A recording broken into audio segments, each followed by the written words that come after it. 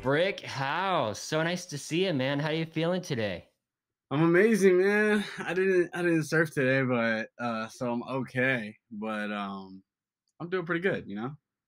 Right How- on. Well, first off, thanks so much for spending time with us. Where are you today? I'm in my house. I'm up in Hollywood in my Mhm. studio, just chilling. Is it the Brick House? This is the brick house, the Beechwood bunker. I love it. I You know? love it.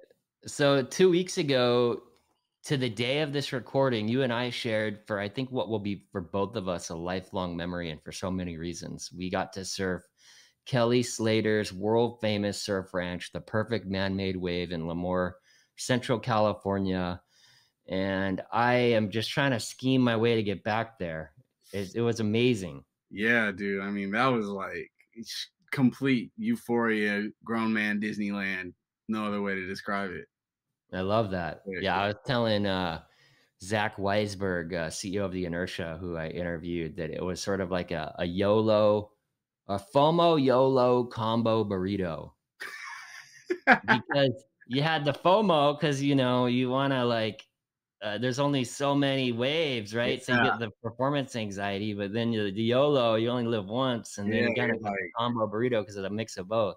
yeah, dude. Nah, that was exactly what was going on up there. I blew a couple waves. I can't even lie. And that Yeah, hurts. When you blow a wave there, it hurts. yeah, yeah. It hurts. Like it's not Yeah, like, yeah. I blew one going on a right when it was offshore and it was hard to get into it. It dude, started blowing on the second same heat. on the Yeah, right. You know what's crazy? yeah. I blew all three of my last rights, bro. All three. It was Ah, so impossible to get in. I yeah. was so sad, bro. Like that hurt. That really was like I almost wanted to cry. Like, like I was like, I yeah. know you're feeling totally. Yeah, the lefts Well, were good though, but yeah, when that wind was offshore in the evening, it was like yeah. it was It was heavy. howling. Yeah. So for those in the audience, Brick, that might not be familiar with the surf ranch, can you catch the audience up why it's so unique and special? I mean, the surf ranch is just so unique because it's just like there's a level of scarcity to the fact that there's just this man-made wave in the middle of nowhere. So you automatically are like, okay, this is a special experience. I had to come through a gate and drive 3 hours. I had to drive 3 hours and go through a gate to get to a man-made wave that I only get so many of. So I think the scarcity alone of the wave is what makes it so cool. Like, the ocean is like the beautiful thing about the ocean is the abundance. But the thing about the wave ranch that makes it kind of like a special novelty experience is the fact that it's like we're here in the middle of nowhere on a man-made wave. But yeah, it was really sick. I mean, and the wave itself, when it comes at you, it looks like a bull just starting to run at you like full speed. Like it's pretty sick. But Yeah, it feels to me like a shark because it's coming at you fast and it's it's just like like that's sort of you menacing. start popping up and it's just like moving like a robot just straight at you. Mhm. So it's so sick. And for my first heat, they were playing Iron Maiden, which I hate. Yeah, they were I playing some like serious death metal to like those first waves, and I was like, man, this is It was just messing my vibe. yeah, I'm not gonna lie. I think I was supposed to like be controlling the music, but I didn't have I went up there to go try and put the playlist on that I made for the surf ranch. Oh, we talked about this. I Yeah, I forgot. made a Yeah. playlist for there, and it was all the best vibes. It was like some Afro funk. There was like some Paul McCartney, some Wings in there. Like there was a lot of sick vibes in there. But I didn't have the adapter cord to go into the speaker, so then we were just at the wrath of whatever. Yeah, well, Kelly, if you're listening to this, we need to get the Brick House playlist. Yeah, I mean, they might have been playing Jaws, is how I felt about it. yeah, like that was pretty much like what it was. Like, this stuff is It menacing. did get me kind of psyching though, too. So I guess Yeah, maybe that's what they're trying to do. yeah, But I think it was "Run for the Hills." I won't even try to sing it. yeah, yeah. No, that was intense. Um, so when did you start surfing? Bro, I started surfing. I'm a pandemic surfer, man. I started surfing in August 2020. Wow. Well, we shared the first heat together, and I had like I think the way that we were lined up is I got to watch you ride most of your waves, Oh yeah, and yeah. you were Because looking yeah, I would great. up see you. You were right there, like every time I Yeah. switched to my lefts. Uh-huh. And Yeah, it was like, like we had just met and I don't think we had even really talked or Yeah, we anything. didn't I even just talk kept too much. seeing Yeah, you surfing, and I was just like, just that instant connection of just being yeah, able to watch you, just like, being do your stoked. thing and have, like, a witness. I Yeah, was a witness. exactly. That's the coolest thing about surfing is like, did the wave even happen if you don't have a witness? Like, if somebody didn't see you rip, did you even rip? Like, it's always Mhm. good when you just see the homie. Even if you just see a perfect stranger, you're like, you saw that, right? Yeah, That's the totally. best shit ever. Well, Yeah, that no, was that was cool. special. Oh, that's incredible that you've only been surfing a little over a year. You look like you've Yeah. been doing it 10.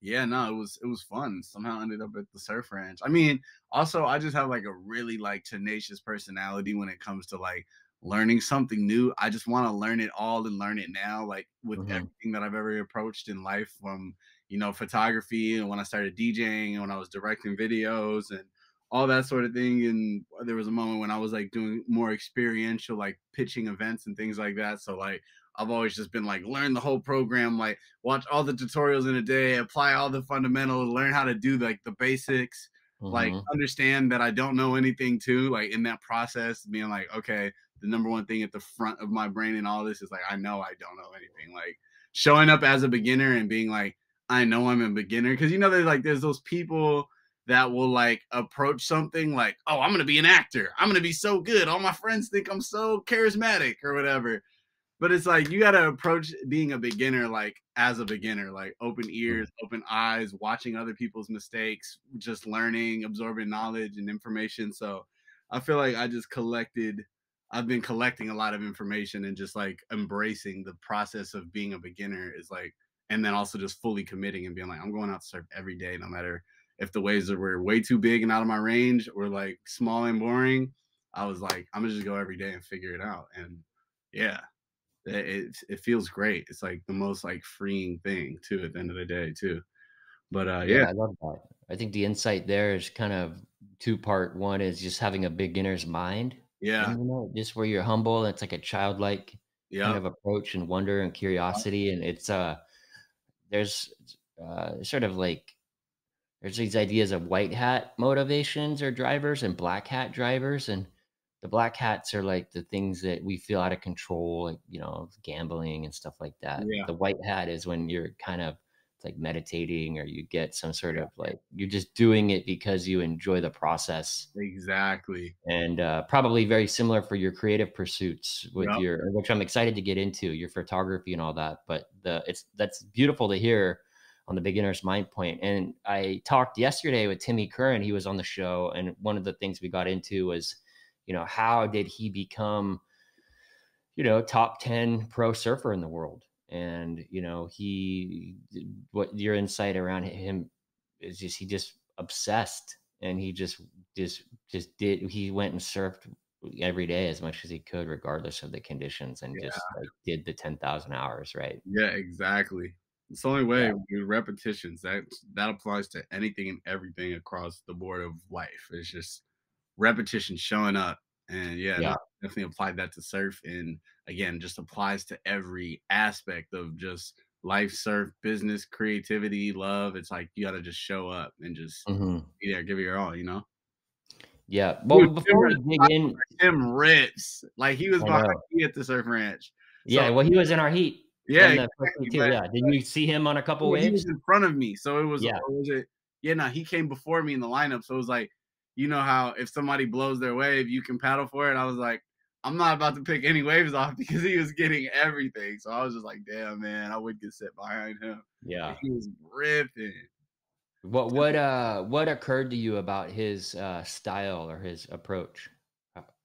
It was just really like technical and like penny. Like when I watched back some footage of him and I was just seeing how when he would come to the bottom, he would get right back up to the pocket, like where the white meets where it's folding over. When he would turn, he would just hit that, come back down. He would hit that, come back down. And it was like so technical watching his turns. I was like, yo, this dude is sick. And then even just the way he was riding the barrel and shit, like how he had his hands in front of him all the time, just like Mhm. fully like locked in. I'm like, yo, Tim's style was sick. I was really, again, just absorbing, like paying attention. And I didn't even know he was like pro and like legit. I mean, I just met him that day, you know what I mean? So I was just like, yo, this dude is insane, yo. So it's cool. It's cool coming into rooms like that with no context whatsoever, and Mhm. able to be like, and then you get to see people's greatness really come through, and you then like later find out like, oh yeah, there's a reason. Yeah, yeah. Oh, it makes There's a sense. reason why. Oh, This all man. makes sense now. Yeah. Yeah, yeah. Yeah, he was talking about how I asked him if he had ever surfed against Kelly Slater, professionally, and he talked about, a heated pipe where he was in contention to win the world title, and, Kelly beat him. Damn. Yeah, and, Damn. yeah. Damn. That's crazy. You What, should um, see him with what Kelly. what else occurred to you about the surf ranch that was kind of It felt. inspiring or It maybe just felt like a unexpected? camp.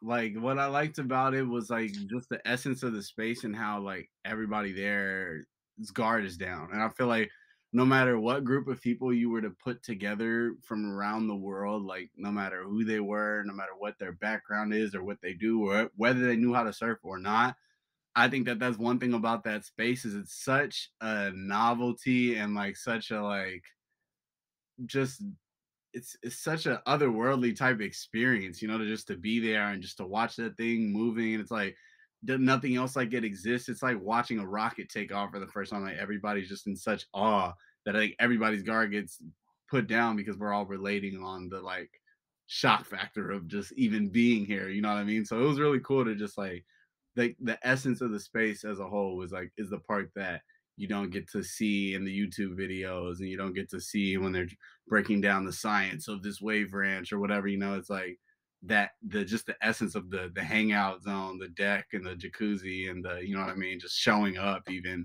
It feels like a camp. Like it feels like you're going to like summer camp when you're a kid, Mm, except for we're grown.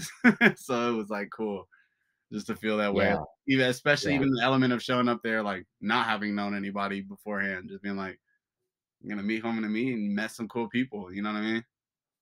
Who invited you? I got invited through Bobby Hundreds.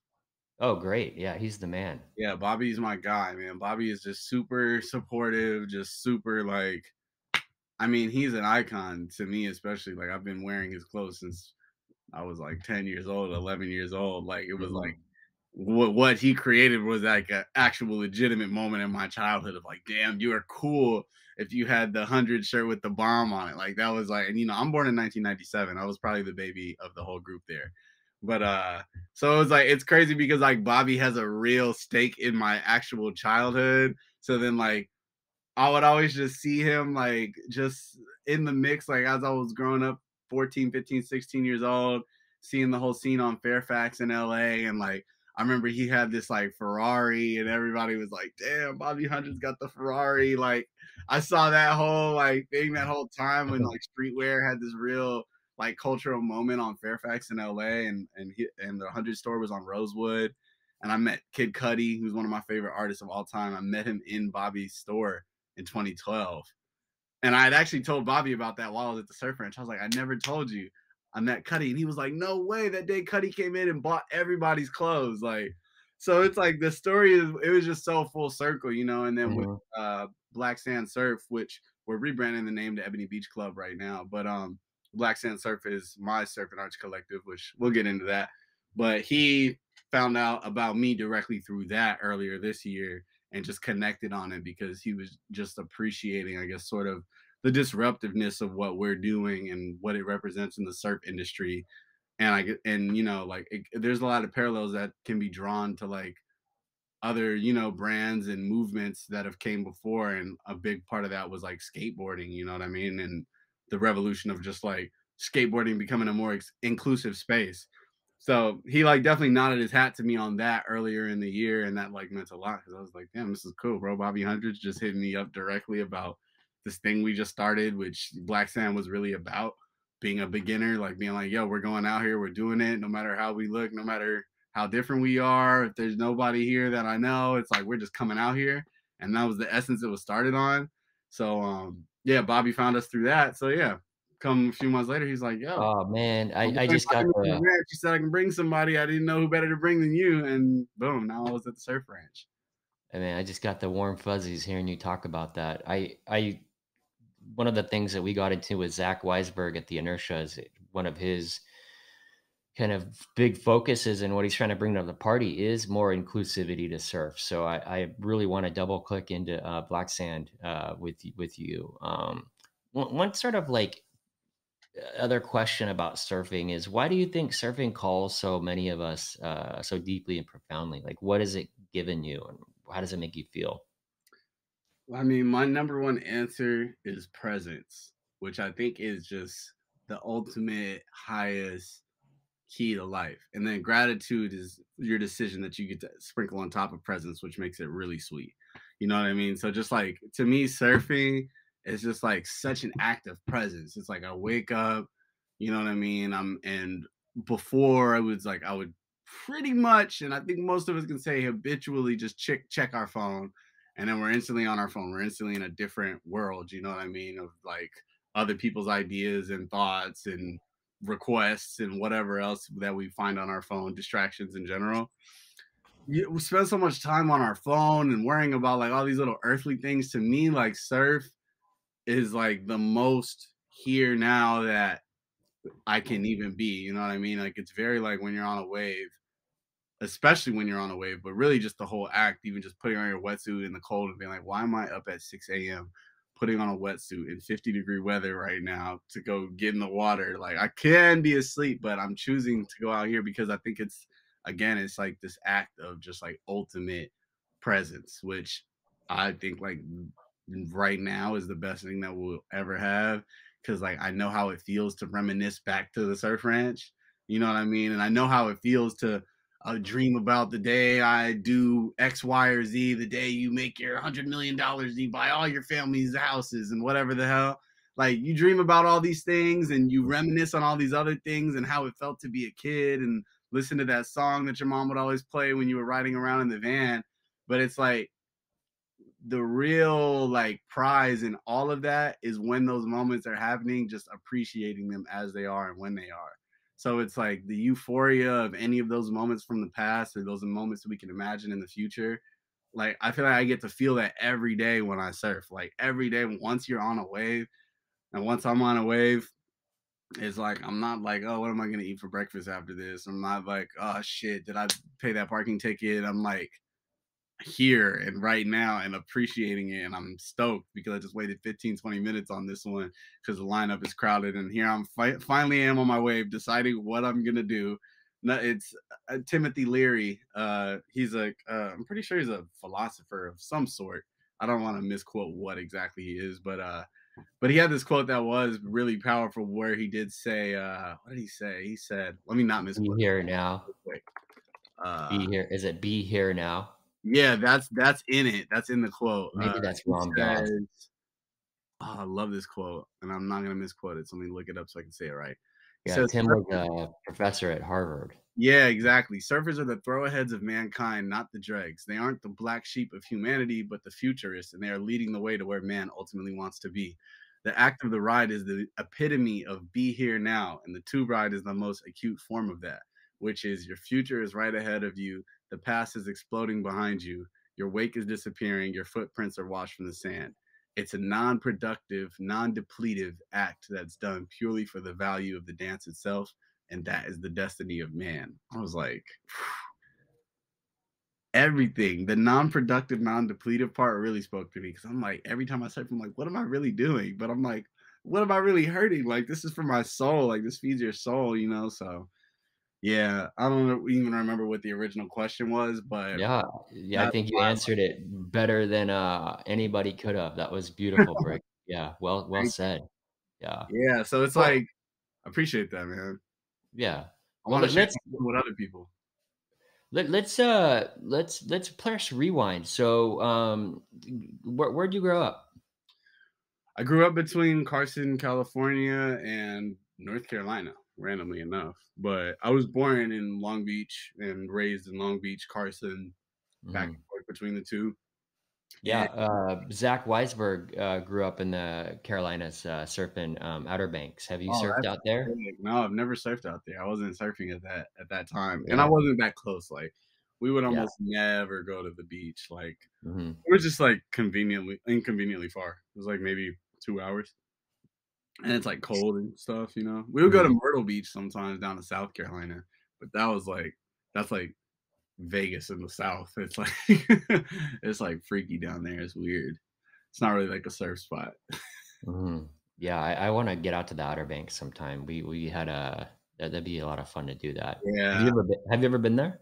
No, I've never actually, no, I'm lying. I've been there, but I was so young. I might have been like 7, Sure. 8, 9, somewhere around Yeah. there. So But you grew up where'd you go to high school? in shoot, I went to high school between North Carolina and here. I Yeah. went to like fuck Hoke High, Sandhook, uh Rancho Dominguez, and then homeschooled. So I had 4 different situations. But when I was in North Carolina, I was in the middle of nowhere, a suburb of Fayetteville called Rayford, and I went to a school called Hoke High. And then when I came out here, I was at the school in Carson that was like brand new when I got there, so nobody knows about it. But Mhm. it's called Rancho Dominguez. Sweet, and you were telling me before we started recording that, you sort of are kinda self-studied, and that's sort of how you got into your creative work, and, like, Yeah. talk to us about that. Like, how did you get into doing, like, what is it that you're mostly doing, and how did you learn it? I mean, I quite literally do everything. And then surfing was really like the sprinkle on top of like, okay, like you're really just trying to do absolutely everything, aren't you? Because it all started when I was in North Carolina and I was like creating these little videos. Like I had my mom give me a flip video camera from the thrift shop. It was like $40. I asked for it for my birthday and she got it for me. And with that, there was this artist I was following at the time who's like just complete icon level now, but this was when he was first budding and people was really like rebellious. His name was Tyler the Creator. And I like created these music videos to his songs. And mind you, I'm 12, maybe going on 13. And like I directed these music videos. It took me like 2 weeks to like shoot them. Like I was asking my mom to drive me to downtown Fayetteville. Like, Mom, I'm making this video. We got to go shoot it at this little part of the city. Like I got this idea. And so my mom would like budget time every weekend. I would be like, "Can I get some time on your schedule, Mom?" And she'd be like, "Okay, yeah." And she would drive me down there. And I was like creating this video over these 2 weeks. And like there was like gaps in the song. I'd be editing it on my computer in Sony Vegas Pro 7, like old ass editing program. I mean, not that old, but like 2011, 10, 11 or whatever, like when it was way more primitive. But yeah, no, I would just be on YouTube. Like, so I would just go on YouTube and I'd look up all these tutorials. So I feel like that was the real start of like me just looking for the things I wanted to know about because I had something that I saw in my head that I didn't know how to bring into real life.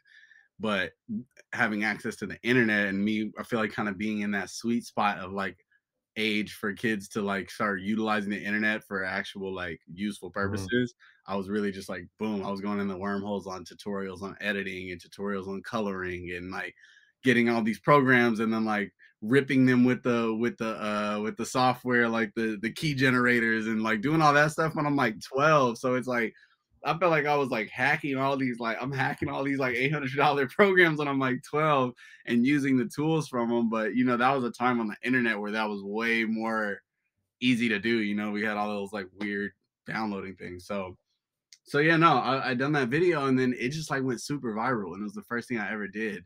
And it was just a random idea from my head and it got like 400,000 views or something crazy. And I was like, Mom, look, the video I was doing, look, it got all these views. And she's like, what the hell? So like, oh, that's crazy, you know what I mean? And I was like completely stoked because it was the first thing I did, and it was just like like his fans kind of picked up on it, like, oh, this is crazy. So I made another one, and like that one did well, and then I used that.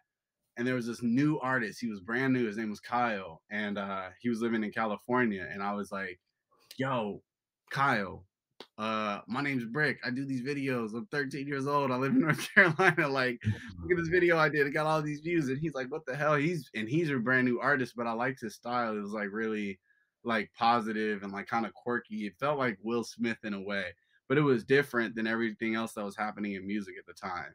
And he was like small enough to where I could contact him. But like he had a following though. He had some videos that were viral on YouTube too.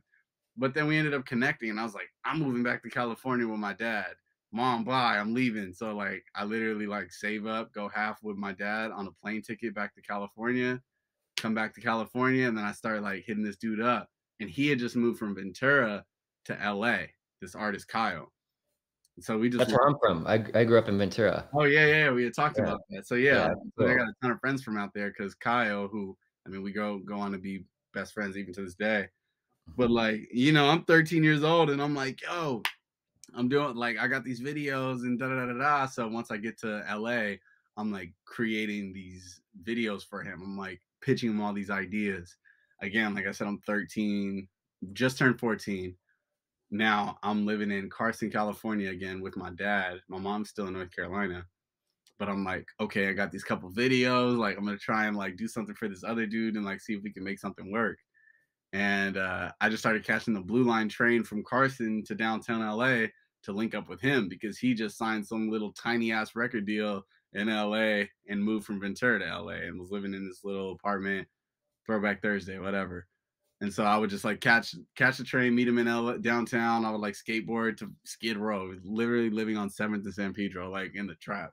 But so then time goes on. I'm doing videos for him, I'm doing these photos for him, and like I'm just like being myself, and I'm just getting interested in other things. I saw somebody DJing, I wanted to try that, so I started looking up tutorials on how to DJ, and my friend loaned me some equipment, and next thing you know, like fast forward even that, like I've directed these music videos for Kyle really early on, and they started like getting some attention, um and then I go on tour with him. Like he's like, yo, you should be my DJ. I'm like, oh, I'm down. Now I'm 16. It's 2 years later, 2.5, 3 years later almost. And boom, going on tour. I'm like, Mom, I'm going on tour. She's like, what do you mean? You're like just about turned 17 years old. Like you're not even done high school yet. You got another semester left. I'm homeschooled. I was like, I'm going on tour, Mom. So we're gone 42 cities, like full length tour, like opening for this dude. I'm not even 18 years old yet. My mom is like, wait, what the hell is going on? Like, but she's down. Like my mom is so cool. She was like, she just always trusts me. Like I wasn't smoking weed when I was in high school or like doing anything mischievous. I was like strictly like, I got something I Yeah. see. Staying focused. Yeah, I was like, Like, I eye on the really prize. want to do it. And I'm like, I'm taking my little like ladder steps, paying my dues in all these little places, you know what I mean? So, and I'm gonna try and fast forward the story, but I mean, fast forward, we end up doing like over the course of the next 5, 6 years to follow, we ended up doing like 5, 6, or 7 tours, maybe. I think we've done over 350 shows. Did Coachella twice, Lollapalooza, done every festival in America, like did everything. And then like I through DJing, I was like, man, I'm over here DJing in all these cities. I want to start producing because I'm playing all these other people's songs every night. Why don't I just start making my own songs to play? Right. So my producer journey started, and I'm on YouTube with the tutorials again, like looking up Ableton, how to use Ableton, where do you get drum sounds at, how do you get these synthesizers to sound this way, how do you EQ an 808. And I'm like looking all this stuff up, and a year and a half goes by, and I'm like asking my other friends, because I knew a lot of people that were producers as well, asking their advice, and they're much older than me. Even like I'm maybe 17, 18 at the time when I started. And like I got friends like 23, 24, 25 years old. They seem like grown ass men to me. And like I'm like, yo, can you help me? And like they were always kind of like gatekeepy with the secret sauce and the Mhm. tools. Yeah. It happens Totally. everywhere. This isn't Yeah. an unfamiliar concept to the world. So I was like, whatever, I would just like go in. But I had one friend who like gave me like all the tools and was like, bro, take all this. And he's really sick. And to this day is like a mentor of mine. You found your Obi-Wan Kenobi. You said what? You found your Obi-Wan. Exactly. That's my sensei. You know what I mean? And like a sensei knows, like you can never the 48 laws of power. The first law of power is never outshine the master. So it's like I think a great sensei knows, like you'll never be me. I can give you all the tools in my book, and like you'll never be able to construct what I do. But beautifully enough, you'll be able to construct your own thing. You know what I mean? So I took that, and then shit again, fast forward like 18 months, and then we did this song right here called I Spy. And this was, mind you, 2016, I guess, 15. And this one like 6 times. Oh, look at that. It's an old plaque. Sick. But Sick. yeah, Like, four platinum. yeah, well, it's 6 times now. The plaque is kind of old, but it was like the #2 song in the world, #1 rap song in the whole world on Billboard. Like, and little old me and my friend Naz, who's my sensei, we produced that together. So that was like, I mean, that song changed our life really fast because it went from like hobby and like trying to figure things out to like, oh, this is very real. Like it got very real very fast. So it was like, and we're still young. I'm 20 years old. I'm only a year and a half into producing. And very similarly, like how we even talked about, like I'm only a year and some change into surfing. It was like all these amazing things happen so fast. My friends that have been producing for 8, 10 years are like, dude, what? You got a song that's number one on the Billboard charts right now? Like this makes no sense. How? You just started. I'm like, I don't know. Like I'm just like sponging all the information and like, staying true to like my family and my squad, and listening, being like super attentive and also applying my own taste throughout all these like skills that I've learned. Like there's like all these tutorials, but then you still got to figure out how to do it your own way. Like Mm. my main thing that I would always do, I would watch these things and I would just be like, but like let me make it mine, like, you know what I mean? And I think that's like where our taste is what really is going to take us everywhere that we go, is like our ability to know what's too much, what's not enough, like what sets us apart. And I think that my taste is kind of what's brought me here, where it's like no matter what thing I touch or do, like there's a way, like there's always a way that we see it, like as individuals. And Mhm. we'll even get jaded to that like way that we see things because it's just us, it's just our two eyes, it's just our two ears, our two hands. It's just these things that I know from all these books that I've read, whatever. But it's like our taste is really like probably one of the strongest tools that we're gonna have to like navigate through life. So I think that ultimately my taste in all these things has been the driving force in a lot of ways behind everything. And okay, cool. Music, awesome. I love making songs. I've been producing, I've been writing songs and continue to have other success, and had something come out this year with Travis Scott, and that was a cool moment too. Like really like some amazing things have happened through music.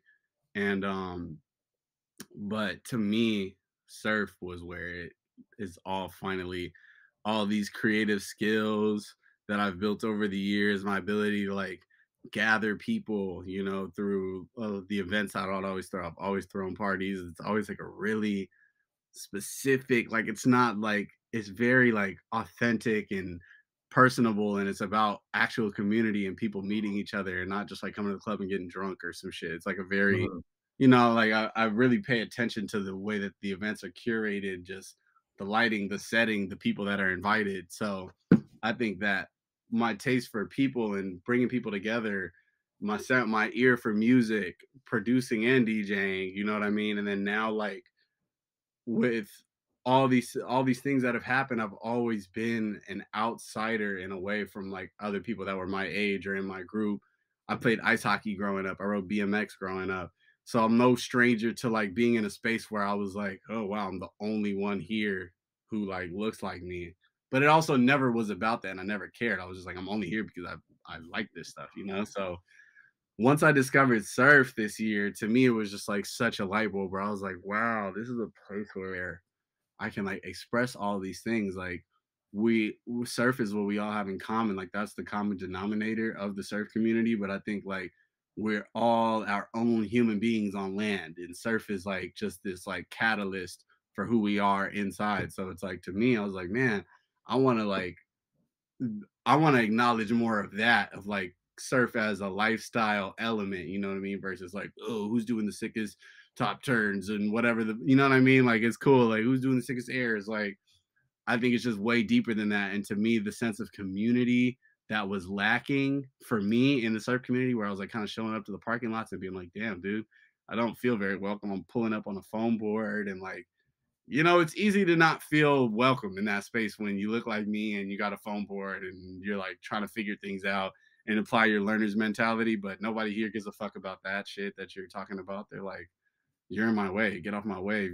So to me, I was like, oh, there's a problem here. Only thing I can really do is solve it. And there's no YouTube tutorial about this. So I'm like, we gotta like make something out of this. You know what I mean? Like we should call this something. So as me and my friend Gage started to show up more and more to surf together, I was like, dude, like this feels like something. Like me and you just showing up here feels like something. Like let's just call it something. And there was no real motive or story yet. I'm like, let's just call it something because it feels like something. I feel like a sense of family or community just being me and you together. So And then Black Sand Beach was born. well, it's called Black Sand Surf. Well, Black Sand Surf. Black Sand Surf, and again, we're in the process of Yeah, changing the name right now. It's going to be called Ebony Beach Club. So just giving everybody a preface on that too, yeah, depending on where this comes out. But yeah, Black Sand Surf was born from that. 1 second. Hey, yeah. Fuki, can you bring me my computer charger, please? Thank you. So Um, let's do this. I'm gonna say so Perry, my editor, can edit this. So I'll say that's where Black Sand Beach was born, right? yeah, And yeah. you guys are rebranding it? Oh, Black Sand Surf, yeah. Or Black Sand, okay, I keep saying it wrong. I have it Yeah, written no, wrong it's here in all my good. notes. Then we're gonna say that. All right, I wanna do for Perry, we're gonna edit this out again. Um, we'll wait till you plug that in too. Yeah, my So computer is about Perry, we're to gonna die. push pause. There we go. All right. So that's where Black Sand Surf was born. Yeah, so Black Sand Surf was born from that. It was born from just showing up and being like, there feels like there's a lack of something in this space. Maybe we can be a resolution of that. And yeah, it was really just about that. And it's interesting because, throughout this year, there's been a lot of noise surrounding it in a way, but at the core of it all, like it's really just about like that family feeling, that community feeling, that like acknowledgement of like presence and all the like essentially like the spiritual reasons why we serve. And yeah, just like being here together and like it's a response again to like a something that we saw was missing. Like we're like something's missing from this space, and when we show up we look down at our own hands and we're like, oh shoot, like everybody out here is in a uniform. They're white with a black wetsuit, and like Mhm.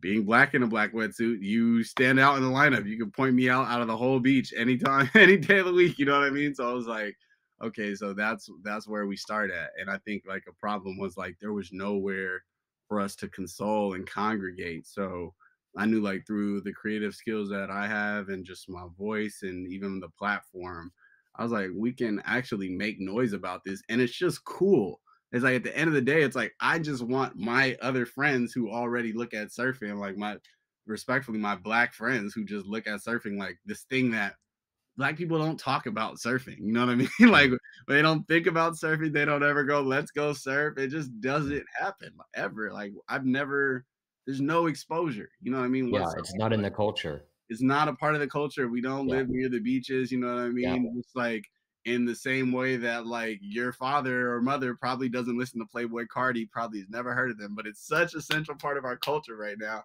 But it's like that's just the actual reality. Is like there's just a culture gap which is leads to a knowledge gap. We just don't know. And that goes mhm, to both sides, no matter what color you are. It's like one just doesn't know about the next.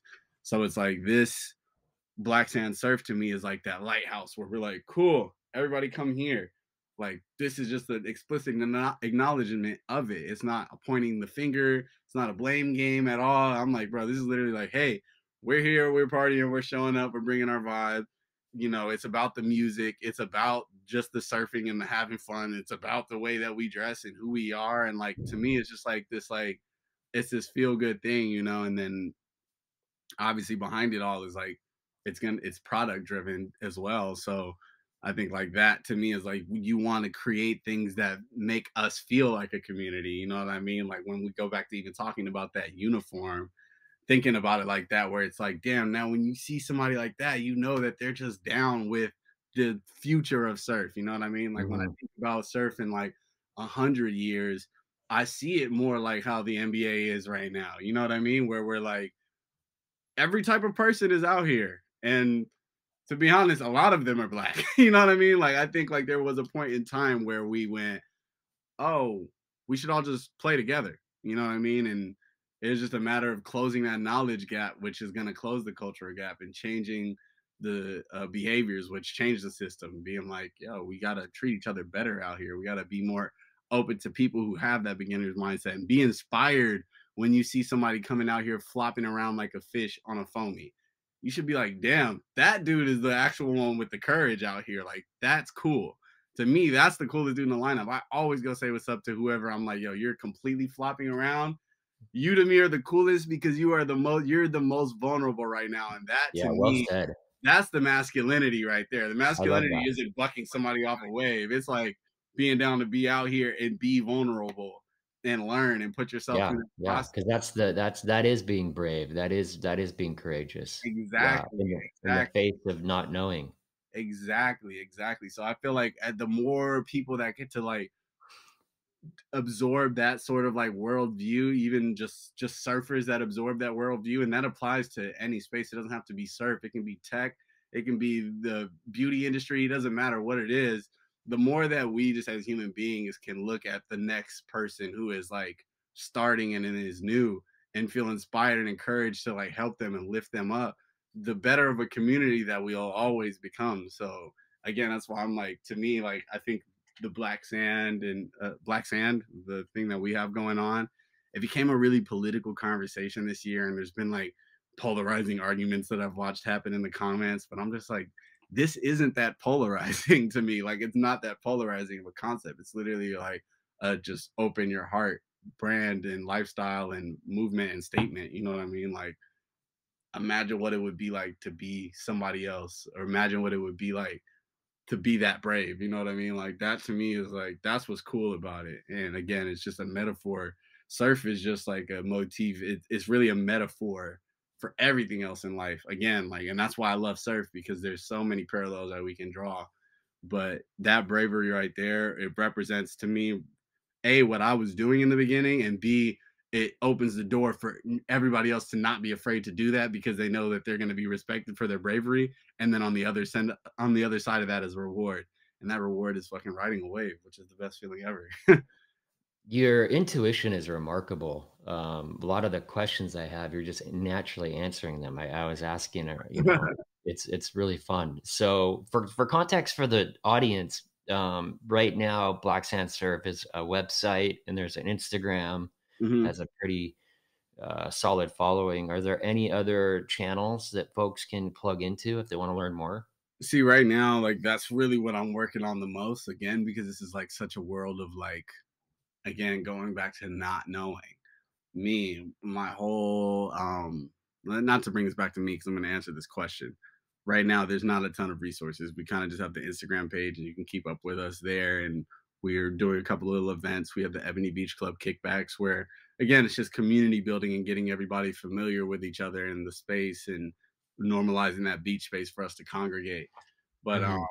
but right now, like what I'm really working on is like developing the tools and finding, more importantly, finding the people to help me develop the tools because there's a network or a sense of community that has to happen within surf because surf is such a niche thing, and that's ultimately what like I want to develop right now is a tool for us all to like be connected in a way that isn't Discord. It's very surf specific and it's like very us and our thing. You know what I mean? So So you guys are gonna rebrand it as Ebony Beach. That's the plan? yeah, yeah, yeah. Ebony Beach Club.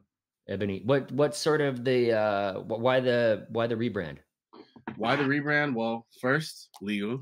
We didn't have the Black Sand trademark from the beginning, and the people There who you go. had it would not give it up to us. So we are like, okay, whatever, we're gonna change the name. But secondly, I think that there's a way, way, way, way more rich story behind Ebony Beach Club, which was a real thing. It's named after a real thing. It wasn't a name we pulled out of thin air. Ebony Beach Club existed in 1957 in Santa Monica at 1811 Ocean Ave. There was a man named Silas White, and he opened the Ebony Beach Club. And prior to opening it, there was like 2,000 members already signed up. And once they opened it, the city of Santa Monica, of course, does what? Claims eminent domain on it and says, we need this building for a parking lot. Mind you, Holy there's three smoke. vacant lots surrounding it, and they flattened it in 1958 when Ebony Beach Club died right there. Didn't even live a year. So what it was Ebony Beach Club, a space for blacks to go to Yeah, the beach? yeah, exactly. It was a space for black people to go to the beach and congregate at the inkwell was right there in Santa Monica, which ironically again is another backhanded type of thing. Just the way they Yeah. named it the inkwell is because that was where all the black people would be in the water. Mhm. So yeah. So you Wow. know what I mean? What Like year was this? In the That early was in 50s? 1957, yeah. Oh, late 50s. So That this is that pre-civil rights. I mean, Yeah, this this is is right pretty before the civil rights movements. This is, like, right this actually, in a lot of ways, triggered the wade-ins that happened in Alabama, where Black people started to enter the water because Black people have not like, there's been an in access of just Black and brown people to beach spaces from as long as we can remember up until around the civil rights movement, you know? So, that we had these places where we were allowed to go. There was, like, Bruce's Beach in the 20s in, Manhattan Beach, right? There was Bruce's Beach, that was, like, a Black's beach, and then there was Carr's Beach in South Carolina, and then there's Chicken Bone Beach up in New Jersey. And then it goes all around the country. There was like these little places that we were allowed to go. Like this is where you guys are allowed to go. So it's and that's why to me, Ebony Beach Club, I really want to be able to like mm, educate people. That's the heart of the story of the new brand. It's like, okay, beyond, I don't want this to be about me and Gage and what happened to us when we were at the Manhattan Beach Pier and that story, or oh my God, there's just these Black surfers who are just like, it's not about that. I'm like, people just actually don't know the history. It's not in any history yeah, book. I didn't know. This is new information to me, and it's blowing Exactly, my that's what I'm mind, saying, and it there's and yeah, I've dove so far into it and learned about all these different beaches and the way that and just, just the tone, understanding the clothes they were wearing, you know what I mean? Like, the things that were said, why these beaches are named that, why they named it Chicken Bone Beach in New Jersey. Same reason they named it the Inkwell here, you know what I mean? It was a backhanded, "Okay, yep, here's your beach," type of thing, you know what I mean? mhm, So, like, and I wanna get into all of that, and that's really that's the heart and soul of, like, the new direction of what we're doing, which I'm not afraid to disclose because we're gonna put all this information into a way where people can receive it and it's quick and it's easy to understand and it's not like I don't want people to feel attacked by this information either because ultimately Ebony Beach Club yeah, and what this brand represents is like it's a rejoice, it's a celebration, and it's an opportunity for everybody to come together and be like, cool, well, we're supporting the future of like what this is and in welcoming people into this space. It's not about like we need this, we need that. We like, you know what I mean? It's like we just yeah, want to be together and just coexist and understand each other. Like I want to hear from the trust fund kids respectfully. We have to like have that conversation. They got to hear the stories from why me living in Carson and growing up in Carson, Gardena, Compton, Torrance, and all that, and why I didn't go to the beach when it was right there. Like there's two sides to that story, and I feel like we're so scared to interact and exchange that I think like this is like grounds for that conversation and grounds for just correction on it and being like, cool, we're all showing up to the Ebony Beach Club kickback because it's a good vibe and there's good music and there's cool artists performing and we're surfing and then people are yeah, learning and I there's love free this. board giveaways and This is you know beautiful. It's it's beautiful. like, it feels a lot to me, and to relate it back to even what I do as a music producer, it feels a lot to me like hip hop. Like anytime I watch, I mean, I wasn't alive in the '80s, but when I watched the documentaries about just the foundation of hip hop from like the '60s to in disco music and the breaks to the '70s into the '80s, and you know what I mean, the MCs just rapping over it. Like to me, it feels like this like movement of like people who are like onto something different and it's evolving slowly and some don't understand it and are going to reject it and that's okay, you might get it later. And to me like this is again a lighthouse for other people to do the same in their respective spaces, so it's not about just surfing. And that was another reason why changing the name from Black Sand Surf to Ebony Beach Club is really important to me because I'm like everybody doesn't want to surf at the end of the day. Like you probably know a ton of people in your life who are like, I have absolutely zero interest in going to surf. I'm scared of the waves. I'm scared of sharks, whatever it is. Yeah, my And that's wife. okay. Yeah, Exactly. You know what I mean? It's the same. So like that's okay too, because it's like there's just rich history here to be like we should learn about this. But then on top of that, we should just come rejoice about it and like be on the beach and do what we weren't allowed to do before. And everybody just, yeah, we're chilling. You know what I yeah, mean? Like yeah. Well, Ebony Beach Club in that context is a marker of progress. exactly, exactly. It's a marker of progress. It's a salute to the past, and it's a movement Mhm, to the forward. You know, so yeah, yeah, yeah, I love it's that. it's Well, it's really near and dear to me, and just telling that story because like even going from the beginning, if you'd be like, why you changed the name to now you understanding is ultimately the goal of the entire brand, and you know what I mean. Doing that through the products and the storytelling and the experiential. And giving back and using these profits to actually get people surfing and getting people wetsuits and creating something that makes them feel like a part of something, makes everybody feel a part of this movement forwards and movement upwards. And that's like the true thesis of Ebony Beach Club. Yeah, I love that. Yeah, everything you said. I love the salute to the past, marker for progress. That's beautiful. Looking at your Instagram, I noticed Mikey February is following you, who's one of my favorite surfers in the world. I feel like his style is so smooth and buttery, and I like Cool. when I surf, I just try to surf like him. And for the Yeah, audience that doesn't know, he's a black surfer and he's soulful as fuck. dude, he's like the most epic. He's the most epic. One of the most epic for sure. Like, Have you interfaced with him, met him yet? I haven't met him, nah, but I'm sure I'll meet him eventually. So far, only exchanges are fire emojis. Like, he'll just reply a fire emoji to a story sometimes, and like, I'll just I throw love that. hands back. Like, but it's cool though. I know when we meet, it's gonna be a good combo. Yeah, he co-founded a men's product line called Kelson that I invested in. Oh, really? KELSEN. Yeah. Yeah. Oh, wow, that's sick. What is it? It's like hair products and shampoo, and Oh, they make yeah, it travel friendly. So if you're going on a surf trip, it gets to get in the bag easy. that's awesome. Yeah. That's super. So yeah, Yeah, maybe it'd be fun to try to get you guys connected. yeah, that would be dope. Like Yeah, we're do a definitely, little surf, definitely. maybe get Zach at the Inertia to do a little, maybe there's a world you guys do a little video Yeah. together.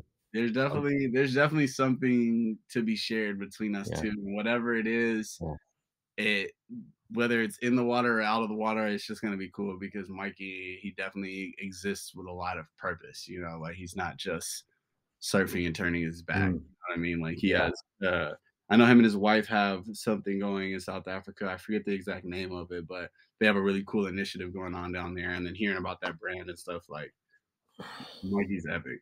He's epic all around. And he's just inspiring. I love him like a man of few words. Like, it seems like he doesn't really say much. totally. He He's does. like Bruce Lee of surfing, like the black Yeah, Bruce Lee of surfing. yeah, he's so sick, dude. Mikey's amazing. Well, maybe that's a good segue. So as I was describing before we started recording, that one of the themes on the show is humanizing success, and I shared some of my personal challenges, and I definitely believe, like in the spirit of everything you're saying, Brick, that the bigger the breakdown, the bigger the possibility for a breakthrough, and I've Yep. experienced that principle in my life, and I think what you're describing with Ebony Beach is another great kind of manifestation of that progress, Yeah, where there's something beautiful that comes out of the pain. yeah, And it's just interesting the duality that we don't really can't have pleasure without pain, or exactly. there's like you can't have there's that sort of timeless insight. And I guess having said that, is there a challenge personally or professionally that you've had to face and overcome that you'd be comfortable sharing? And how do you get over the challenge? And what gifts did that challenge give you? Um, well, I would say I'm going through a major challenge right now, and that challenge is like trying to like build a business. Like, to be pretty transparent, like I've always just been a creative. Like, I can look at my friends' new products, look at their new lotion company, look at their new song, album cover. I've shot album covers. Like, I'm such a creative mind where I'm like, oh, you should do this, you should make this, that, make the font smaller, do something that's more like this, and pull a bunch of references and do all that. But from an actual organizational standpoint and actually like making sure that everybody's assigned tasks are happening in like a linear way to communicate this message that like I'm telling you right now on this podcast, and like make these things happen in a way where it like actually ends up affecting people and getting the paperwork done and making sure it's all lined up. Yep. That's my major challenge right now. It's like, okay, you've got all these ideas, like, but how do Mhm. you actually like put everything to work in a way that is like linear and like has a system and a sense of Yeah. order? How do you build the business as a machine? Yeah, like how do you build it as a machine? Like, and especially because it's like my intentions are so pure and the creativity and the vision is like there, and like the mood boards are physical and I stare at them every day and I see it all. So you know what I mean? Like now I've been like up to this point, I've pretty much lived my life off of like Mm. music royalties and DJing and then everything in between, doing a lot of cool creative favors for my friends because I'm like chilling, you know what I mean? So I think like I've gotten so much groundwork in on like in all these different fields that I'm like, I understand and see everything that needs to happen, but like I actually don't understand the nuts and bolts of this outside of the cultural and creative part. Culturally, creatively, boom, locked in. Doesn't Yeah. matter. Do it with my eyes closed. But like actually getting my mind to like move more towards like a compartmentalizing these things has definitely been the biggest challenge, and I'm currently going through it right now in real time, and I'm being really vulnerable by saying that, but it's very true. Yeah, well, it'll be fun to see you, pull out of the tube on that one. Exactly, Um, have exactly, that's you the have thing. you talked to Bobby Hundreds about this? Yeah, we've talked to like we've loosely talked about it. We talked about it kind of early on. We had a good conversation when he brought me over to his office and just again Mhm, seeing how like he has a creative mind and vision and he draws these little bombs on pieces of paper, which he turned into this amazing thing and has this huge ass warehouse where he's like got all these different things printing in the different rooms and embroidery happening over here and a skate park in the back. And I'm like, mhm. okay, like I see this for myself. It's just like there's a method to this madness, and that's the method that I'm like working on right now. It's like what is the method, the method to all of this? You know what I mean? So, but I'm like proud to take on that challenge right now, and I know a lot of that has to do with like people that I've helped and affected in the past. Like oftentimes end up giving me a lot of those like important keys that like turn on a light bulb in my head where I'm like, duh.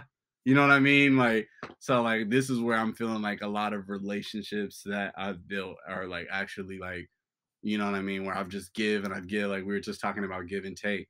Like I feel like I've given a lot to many people, and like this is kind of my time where I'm like cashing in favors on knowledge and cashing in favors on insight and help and like, yo, can you hit that person for me? And then through that, we just learn by experience and watch some more tutorials too. Like Yeah, well, I yeah. have some good news. I have some resources I've built out that I'd love to share with you.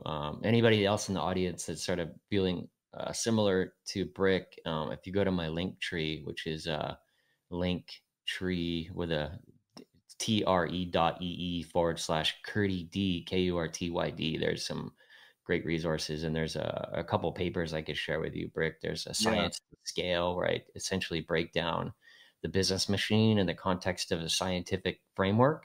Wow. I clicked And on there's one of these.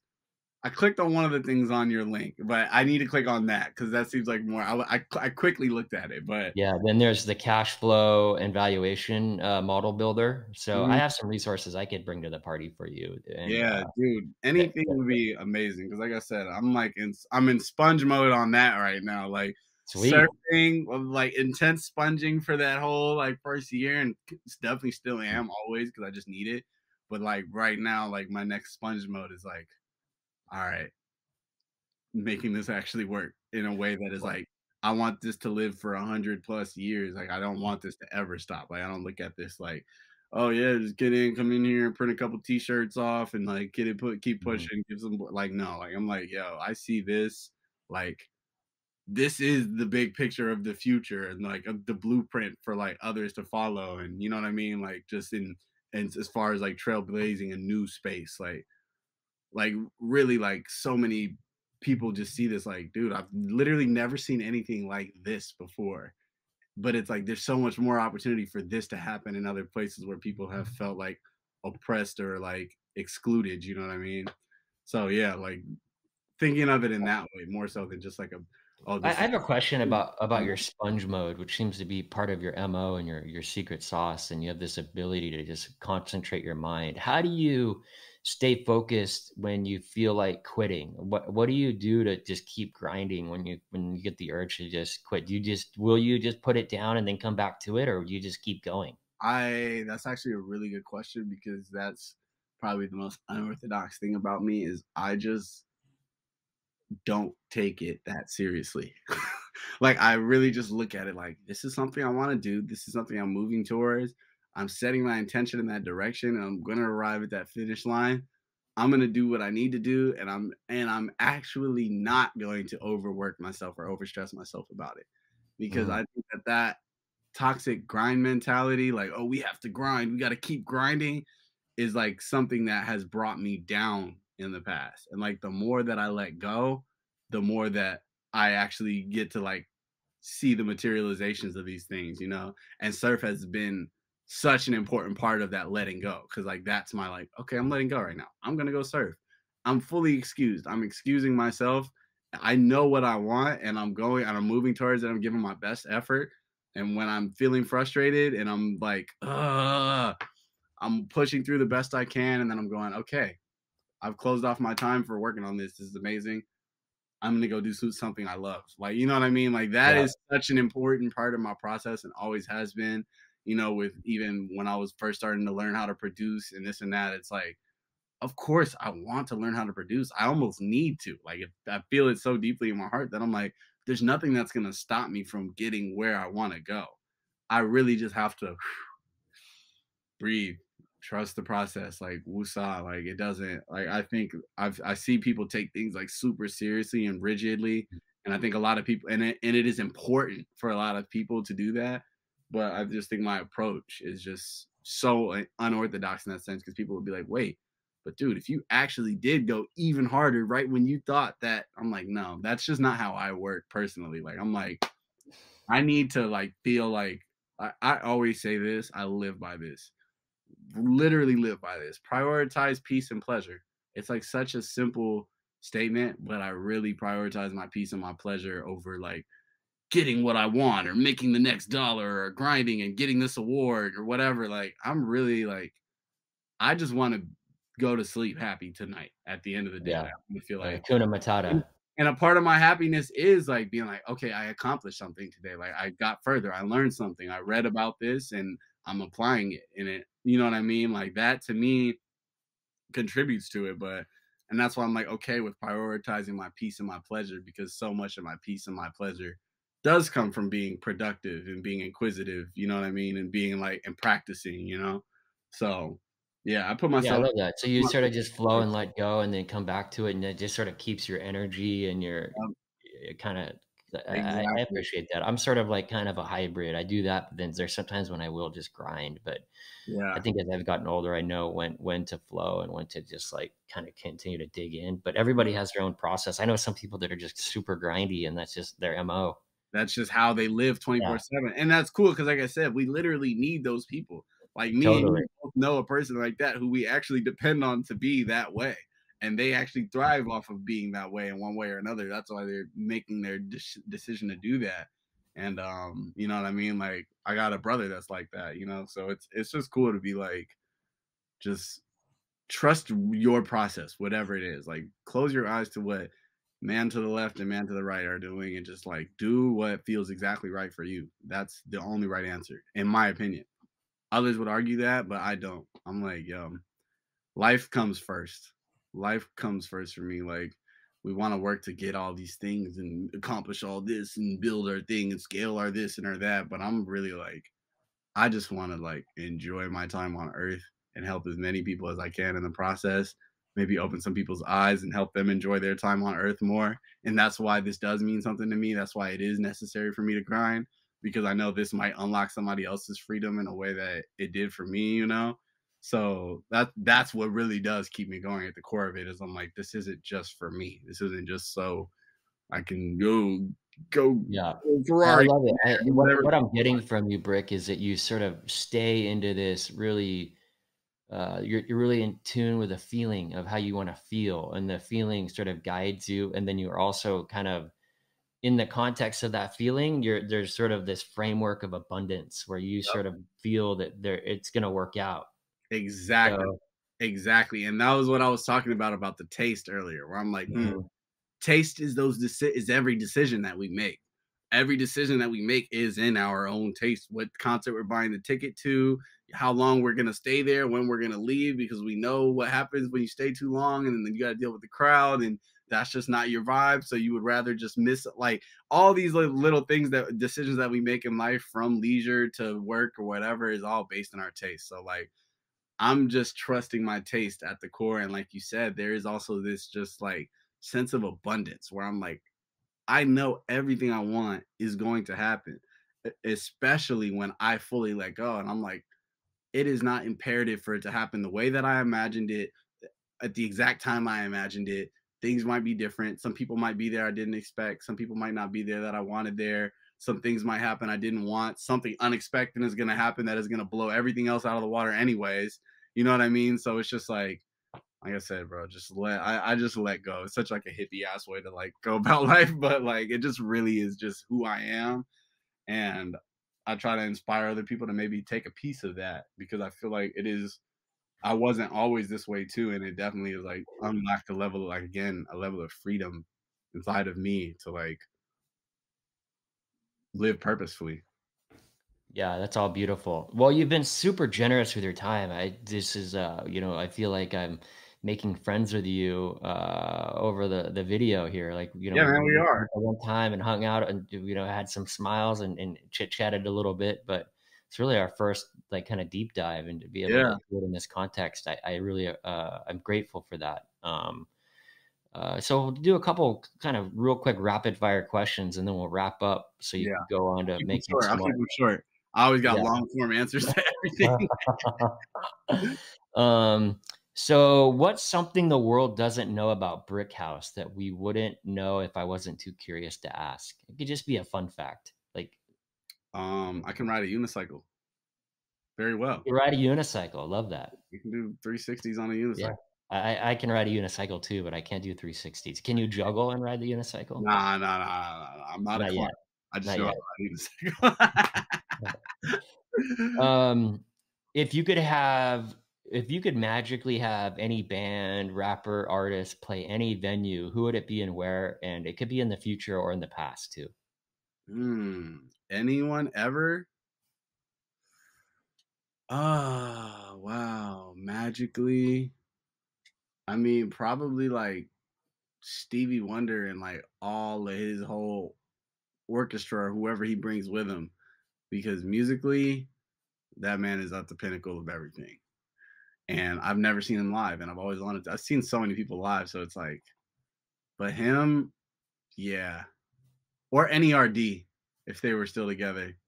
Mm. NERD, wow, yeah, nah, NERD or Stevie Wonder, one of the two. I can't tell. Yeah, or maybe Stevie Wonder playing with NERD. Yeah, now we're talking. Now that's a crazy combo. If NERD did a show and Stevie was on Yeah. the whole time, hmm it would be. I just got the chills. I Mm, grew up. My mom was just a massive Stevie Wonder fan, so yeah, she would have all those albums playing, and yeah, yeah. that's epic. Oh yeah, no. One of my good friends, Jessie Collins, has sung with him before too. She's Oh around wow, here. Yeah, that's she sick. sang with Aretha. She's great. That's epic. Yeah, I met Maybe you Stevie guys Wonder. could do some collabs. Yeah, But that would be sick. sweet.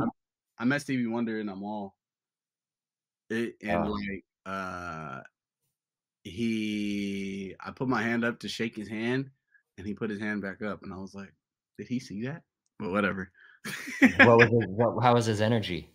His energy was great. He was Yeah. super cool. Like what did he say? I told him I went up to him and I was like, yo, I was like, Too High is one of the best musical compositions in the history Mhm, of music and mankind. I literally said it just like that. mhm. He was like, "Ah, thank you." He's like, "How old are you?" I was like, "I'm 23," because I was 23 at the time last year. And he's like, I wrote that song when I was 23." And I was like, Oh, how "Epic." special. That's a So good. gift, man. Yeah, yeah. I was like, "Yo, that's so Oh, epic." And I was like, "Yo, so good to meet you." And I went to shake his hand. It's funny because I had asked what's it called? I afterwards, after I walked away, I just walked away and I was like, I need to get a picture with him. What the fuck? So I walked back and like I asked his dude that was with him, there was somebody like walking him around. I was like, can I get a picture with Stevie? He was like, ask him. I was like, yo, can I get a picture? He was like, yeah. You know what I mean? And then he puts it and then I just went and shook his hand and then we just took a picture and moved on with life. well, But maybe you need to cover the tune and send it to him as a thank you. yeah, I know, right? That would be so epic. Yeah, Hopefully. cool, Okay. man. There's another long Well, form answer. I love that. Brick, thank you so much. You're really, really special soul, and I feel really grateful and blessed to have been able to So spend this time and make buds, and hopefully we can get in the water soon. yeah, dude. Of Yeah, course. Like and whenever. I'm down to hit up Oxnard. I want to go when it's like hectic though. Like, I want to go when yeah. it's like All right. challenging. Well, I'll send this podcast to Timmy and be like, "Look, yo, let's get our boy Brick out Yeah, in some Tim. He lives overhead in surf." Ventura, right? Yeah, but he Yeah. grew up surfing Oxnard. Oh, hell yeah, no, Yeah, for sure. I would love to surf with both of you guys. That would be yeah, sick. Whenever yeah. it's the right day, like if there's a day where you're like, "Yo, it's gonna be on tomorrow," let me know and I'll definitely go. All right, good. Well, I got your cell, so I'll text Yeah. you. Final question: how can the audience be helpful to you? How can the audience be helpful to me? That's a really good question. I guess just, you know, I don't really know how you guys can be helpful to me. Just keep up with what we're doing. Like, follow, chime in, ask questions. When we like start, dropping things, like Yeah, buy a shirt because yeah, cool. it's all just Engage, participate. yeah, Yeah, I just love that. participate, engage, like come to the events, like just show up, show love so we can like keep it going because everything is Yeah, very like everything that's coming in is just going right back into everything that we're doing and like into like further telling the story and expanding this vision. So right now it's really just like self-funded and when we drop something crowd-funded so we can like do more stuff, so it's the best thing you do is just support, keep up, show yeah. up, Help build the especially for your Ebony own Beach good. Club. Yeah, it's Help build the bonfire of the Ebony yeah, Beach. exactly. Just Yeah, throw a piece of wood in the bonfire and like contribute yeah, to what we're doing and whatever that means to you, whether it is showing up or whether it's buying a shirt or whether it's just like next time you see a dude out in the water flopping around like a fish, give him like some friendly ass advice and like approach him with a good vibe and like motivate him to keep going. Like yeah. I think Love that's that. ultimately like the core of what it's all about. It's like, yeah, be nice to somebody that doesn't look like everybody else out there. It makes me feel good. It'll make us feel good. It always makes me feel good. That's actually a really good one. Next time you see a black person in a lineup, literally smile and say good morning. And he's gonna be like, morning, bro. Feels good. We lack a little bit of that when we're out there. Like it always feels good. And you're like, cool. All right, I'm chilling Yeah, out. You know what I awesome. mean? Couldn't have said it better myself. But Very well, so appreciate you, Brick, and let's stay close, my man. Yeah, man, for sure. Hit me up. Listen.